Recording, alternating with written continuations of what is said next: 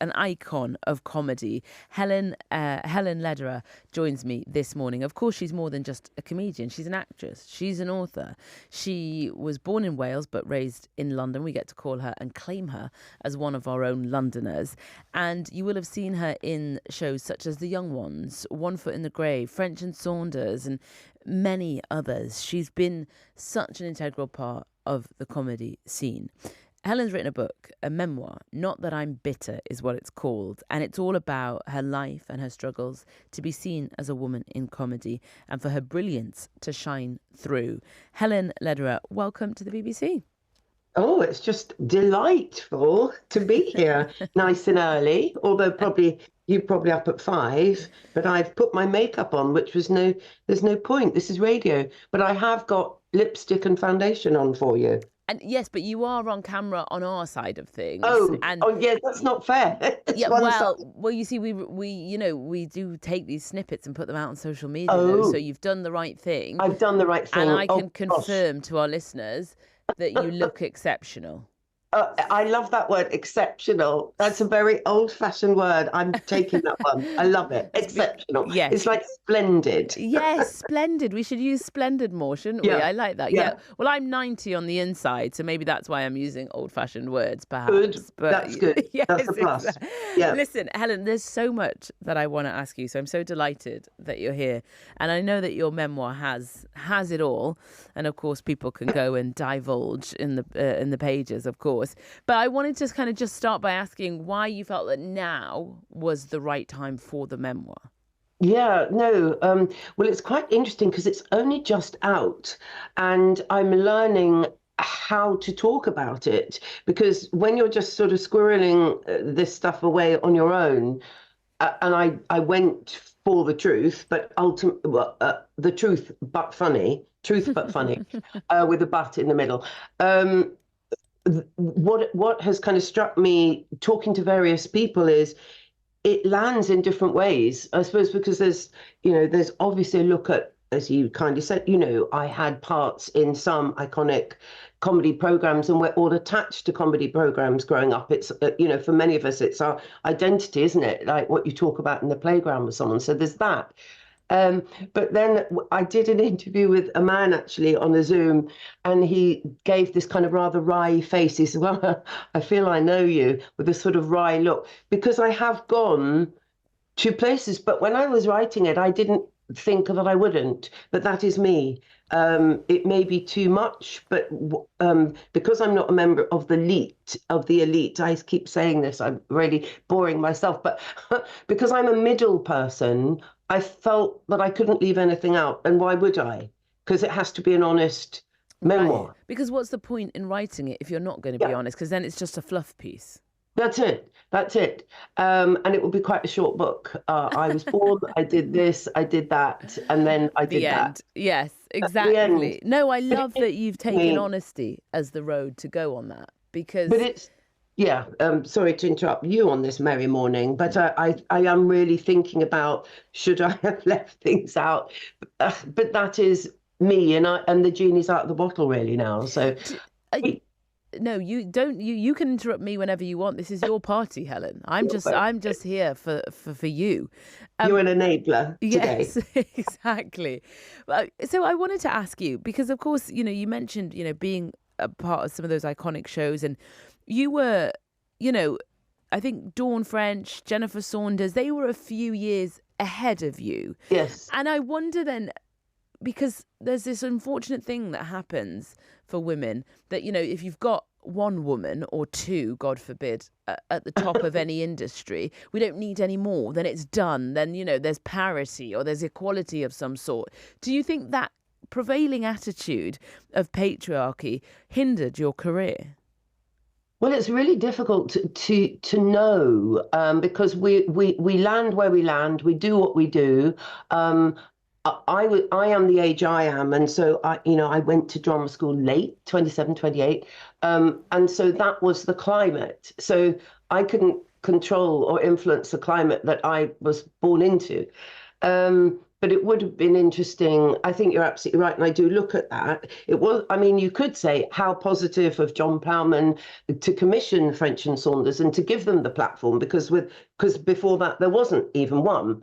So you could look at it, and I'm forced to look at the positive. But I suppose my own experience, just if I'm being honest, as a person, turning up with ideas as I remember I did. And I do find the humor in it. I mean, it is funny just to look at how the landscape is. And either I'm very, very bad, which I might be, You're not. or I'm just not. I just said that, so you'd say that, but thank you for saying that. Or it really is not possible, because I'd be talking about similar things and they were and are brilliant.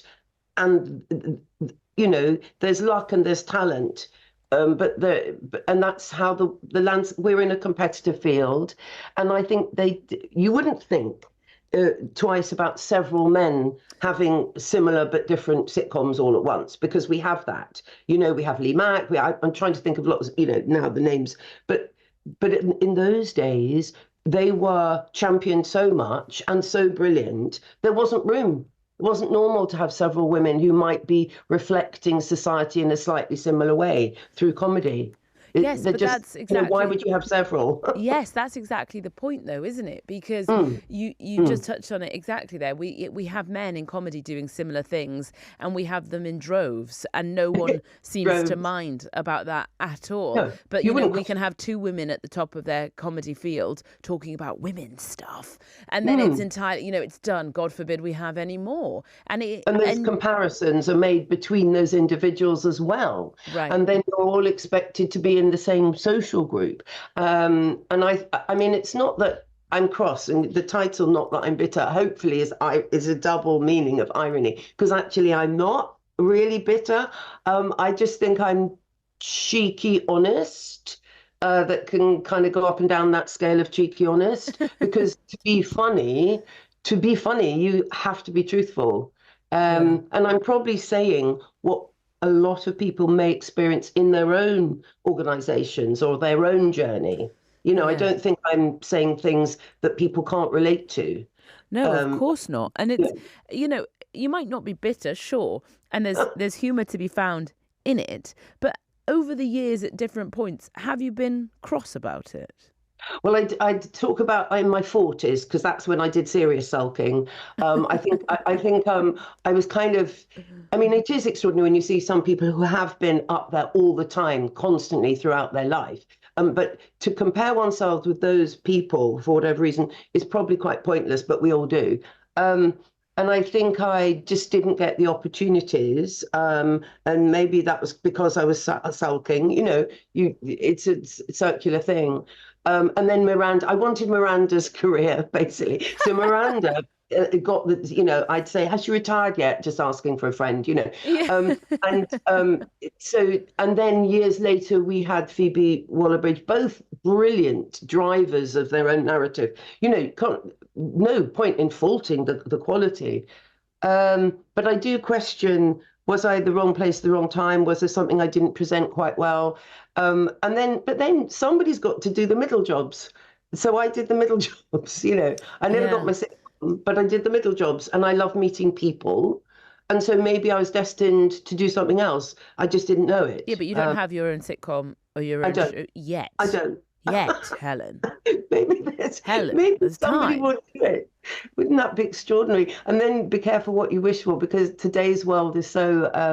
But I suppose being old, when you said, why did I do it? Like in the book, there's this passive aggressive, as I call it, CV, that I tried to do in that the wonderful graphic designer did in Childlike, sort of Snakes and Ladders, but I'm marking those moments of doing the stand-up. And I went to Kent University, where there's an archive, and there are tickets and programs where I may have charged 2 and 6 or something to come. And I just thought, for 5 years I was doing stand-up. That may not be very long, but just solidly doing it as I remember it.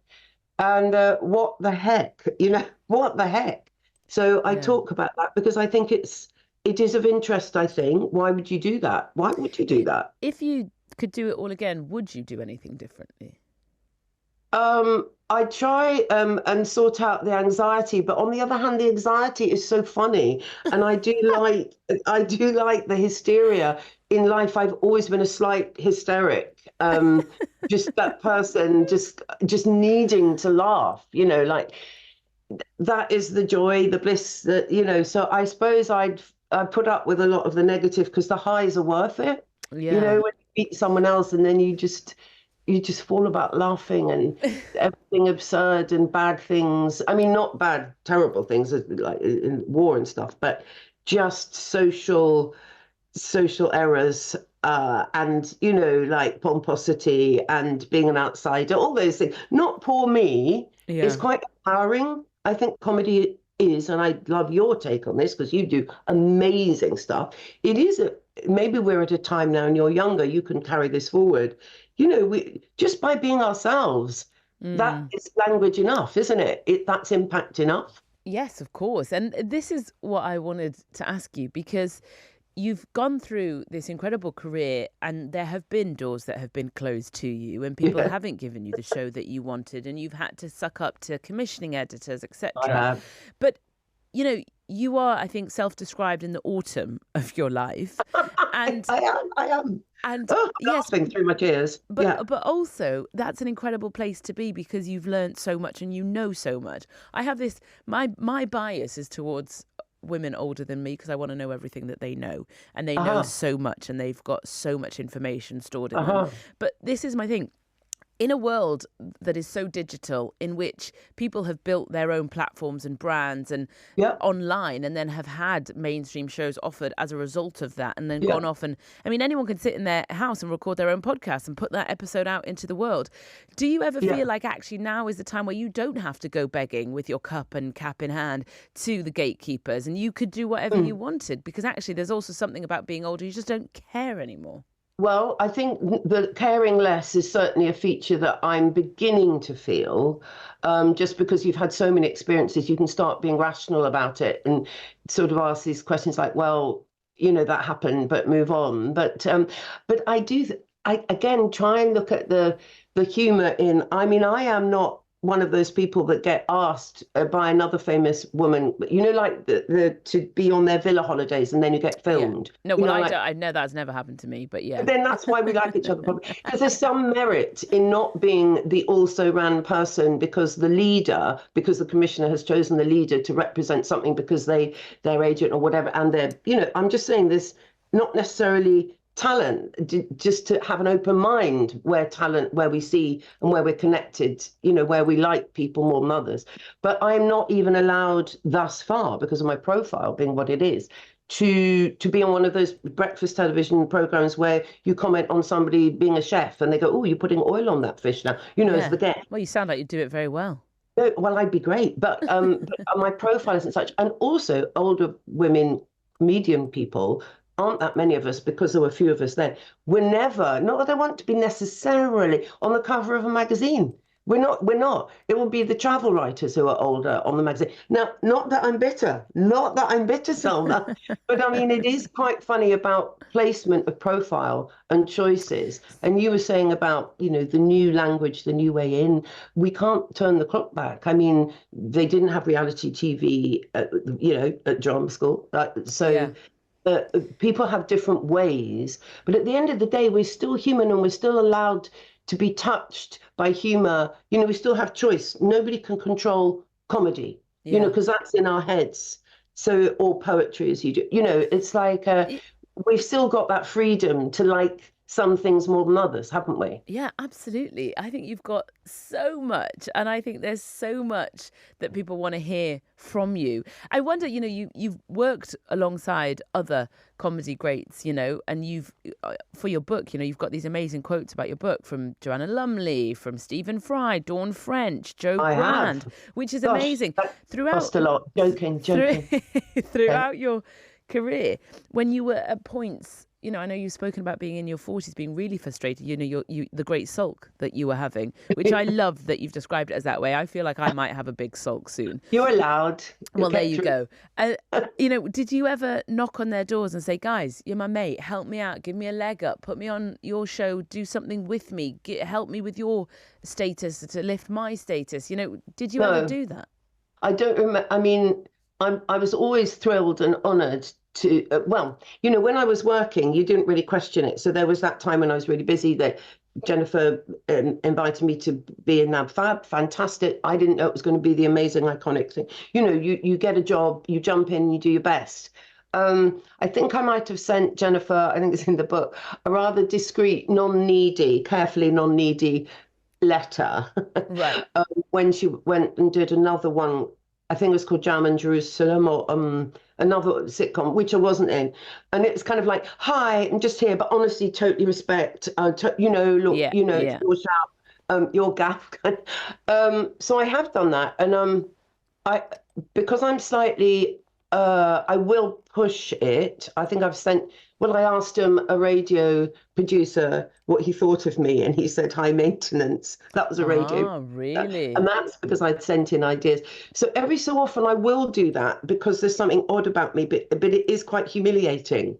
But my advice to any younger person is just do it. Yeah, If don't you can ask afford radio. it, do it. Don't ask radio people what they think of you. They're not to be trusted. So don't ask them, Helen. Don't. No, that was quite. I put that in the book because that was me being. You go to these BBC light entertainment parties occasionally to get a job, Right. but I don't think the male producer, was being mean. He was just commenting that I was high maintenance, because I'd sent ideas. I think he was being mean. I think he was awful. I think you should name him and shame him. Yeah, I think, I do. he can get lost, is what I could say. Okay. Okay. Listen, Helen, you're brilliant, and the book is out now. Not that I'm bitter. And you can go and get it in all the bookshops. And I'm so delighted that you came on the programme. I think that you've had an amazing career. I think you're about to hit your golden years of your career. Oh God, wouldn't that be lovely? It's going to be amazing. I can't wait. Oh. And when you do, you have to promise that you will come back on my programme and let me interview you. You can't do that thing where you're like, I'm too big for you now. No, I'll boast in a kind of discreet manner. Thank you. I'd love to boast discreetly. Great. I can't wait. I think you shouldn't do it discreetly, though. Just go all out. Just do it in a very gaudy fashion.